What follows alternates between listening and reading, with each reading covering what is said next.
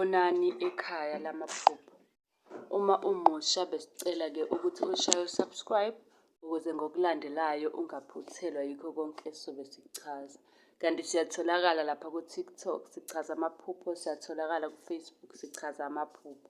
Uyakwazi-ke ukusibhalela khona ku-inbox okanye ucele inamba kodwa nala ngizoyishiya. Zikhona izincwadi zamaphupho 400, ikhona insipho yobulongo eyenza into ey'ningi. Namuhla sizokhuluma ngokuphupha ukhala. Ngibonile-ke kuma-comment lapha ku-TikTok ukuthi baningi abebebuza ngokukhala ukuthi uma ukhala ephusheni kusuke kwenziwa yini, kudalwa yini okanye kusuke kubika ini.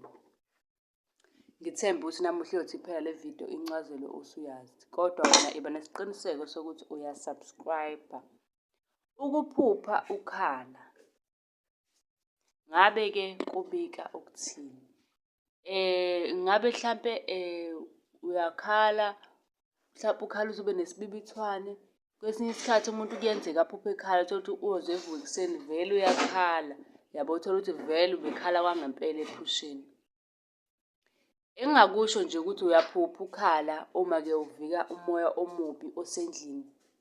Okungenzeka ukuthi indlu olele kuyona inezipoki noma umoya ongasile, ongekho right, okuhaqayo. Kwesinye isikhathi uthole ukuthi vele uba nephupho elibi, uze ugcine usukhala okwangempela cause kuyenzeka ukuthi uyakhala uzizwe nawe usukhala ngempela uthi uyavuka ekuseni, hawu amehlo abovu kanti ubukhala okwangempela, yabo. Kuyenzeka ukuthi indaba yokukhala kube ukuthi into eyenzekala okwangempela.